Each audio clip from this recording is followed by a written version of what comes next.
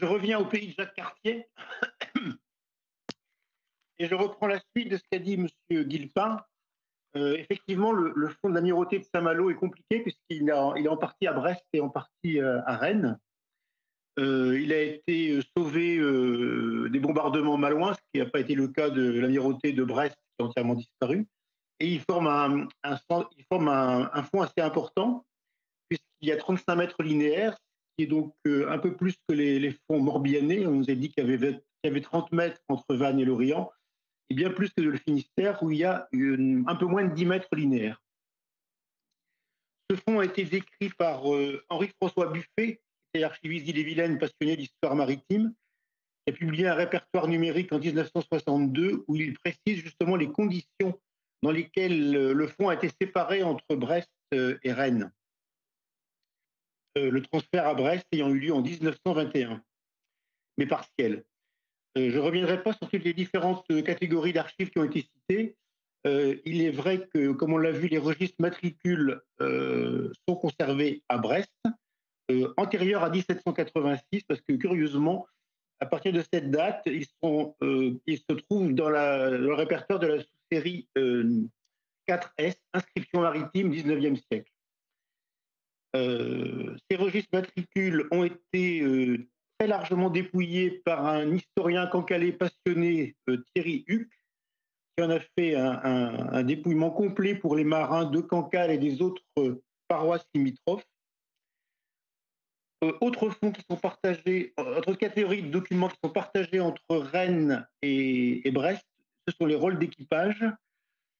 Avant 1733, ils sont tous à Brest, et après 1733, il y en a à Brest et à Rennes. Et d'après les premières enquêtes de M. Rodège, ce ne sont pas des doublons. Donc il faut en cesse voir les deux séries en parallèle. J'ajouterai simplement que pour les navires, il y a eu un travail il y a 30 ans par un autre érudit, M. Roger Martin Desgrèves, qui a fait un index des noms de bateaux, des capitaines et armateurs, des corsaires, des destinations et des types de navires, dans un document d'index qui s'appelle Navires de Saint-Malo, publié par Parchemin en 1992. Voilà ce qu'on peut dire sur l'amirauté de Saint-Malo. Alors, il y a des séries d'archives anciennes, oui, j'ai oublié de vous dire, qui remontent antérieurement à la création des amirautés, puisque la plupart des séries remontent à 1678, notamment les minutes du greffe, dont le seul tort est d'être, comment dire, pas classé, uniquement par année. Donc là aussi, c'est la pêche. Il n'y a aucun index, il n'y a strictement rien. La seule partie qui est vraiment bien classée du fond, c'est les premiers registres des causes ordinaires, qui couvrent la période de 1690 à 1726, qui ont fait l'objet d'un répertoire donc très détaillé, imprimé en 1962, mais qui est dépourvu d'index et qui n'est pas en ligne. Vous voyez le problème. Donc il faudrait absolument le mettre en ligne et l'ossériser, parce qu'il y a énormément de choses sur énormément de noms, et actuellement c'est inutilisable à moins de parcourir tout le répertoire. Ça, c'est pour donc la sous-série 9B. J'ajouterais que c'était la belle endormie du service des archives d'Ille-et-Vilaine, puisque depuis les travaux de Jean Delumeau à la fin des années 60 sur le mouvement des navires, des bateaux dans le port de Saint-Malo, et les travaux d'André l'Espagnol pour sa thèse sur Messieurs de Saint-Malo, ce fonds était un peu en dormance, ça fait donc 30 ans, et j'ai l'impression que les deux projets actuels, là, le projet de M. Rodège et le projet lancé par M. Van Etten, va réveiller ce fonds qui le mérite bien. J'ai souvent en coutume de dire qu'il y a les fleurons des archives d'Ille-et-Vilaine, c'est le Parlement, l'intendance et les États, mais je crois que je vais rajouter l'amirauté de Saint-Malo. L'intérêt aussi, concentrer les recherches sur le Plessis-Bertrand et donc Cancale, il y a en même temps d'autres sources très importantes et très riches que je vais citer ici. Le consulat de Saint-Malo, donc tribunal de commerce, avec 12 mètres linéaires et des registres d'audience et des minutes en continu de 1660 à 1791. Alors, théoriquement, il n'y a pas de compétences en matière de commerce maritime, Mais Buffet, dans son introduction, dit qu'il faut y aller voir de plus près et qu'il y aurait des choses sur le commerce maritime. Je ne vais pas évoquer longuement les notaires et le contrôle des actes, on en a beaucoup parlé. Il y a des séries assez importantes ici depuis la fin du XVIIe siècle, de notaires de Cancale et de Saint-Malo. Pour le contrôle des actes, et les bureaux de Cancale et de Saint-Malo. Seul bémol, l'absence des registres du centième denier et des insinuations. Donc tout ce qui concerne les mutations n'est pas représenté. C'est entièrement disparu. En revanche, comme on a pu le dire, les tables, les séries de tables qui sont très nombreuses peuvent aider à l'accès au fonds des notaires qui, eux, malheureusement, n'en ont pas généralement. J'ajoute pour mémoire le Parlement et l'intendance. Toutes les affaires viennent en appel au Parlement. Malheureusement, l'état des classements, notamment du Parlement civil, ne permettent pas vraiment de retrouver les procès en appel. Et pour l'intendance, il y a certainement des choses, je ne suis pas allé voir, mais il y a un inventaire qui a été publié avec table.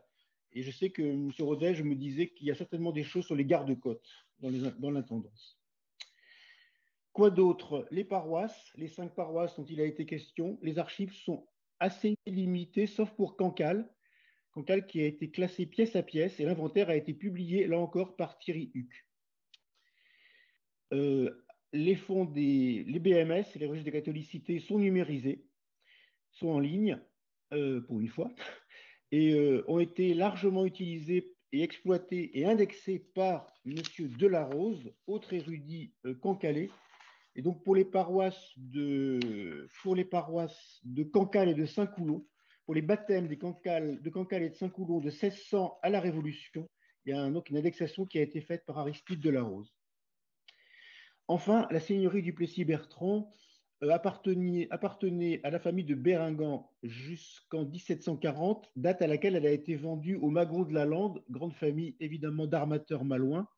Nous avons 2 fonds Magons de la Lande. Malheureusement, enfin, on a l'essentiel, les registres commerciaux, mais on n'a rien sur la seigneurie du Plessis-Bertrand. En revanche, on a la juridiction très complète en 4B, donc juridiction seigneuriale, un très riche ensemble pour le XVIIIe siècle, à la fois juridiction civile, criminelle et la juridiction gracieuse, notamment les inventaires après décès. Et nous avons là la chance d'avoir une table des noms de personnes par Julien Thomas Cadiou, réalisée en 1989 à partir donc des archives de 4B juridiction du Plessis-Bertrand, qu'il a complété 2 ans plus tard par les juridictions de Paramé, Saint-Idoc, Saint-Benoît et Saint-Méloire. Donc, pour conclure, je dirais que, vous voyez que j'étais assez concis, je dirais quand même que l'intérêt, effectivement, M. Rodège l'a remarqué, c'est qu'à la fois, il y a les archives maritimes, si on peut dire, mais il y a aussi énormément de choses autour, à travers les archives de juridiction et les archives des BMS qui ont été dépouillées. Ce qui rend le travail sur l'inscription maritime beaucoup plus riche et déjà facilité par les travaux des érudits que j'ai cités. J'ajouterai un nom, celui de Léon Vignol, qui a travaillé dans ces fonds, qui était un pionnier d'histoire maritime et dont une partie des archives sont ici aux archives d'Ille-et-Vilaine en série F, en tant que fonds privé. Voilà, merci.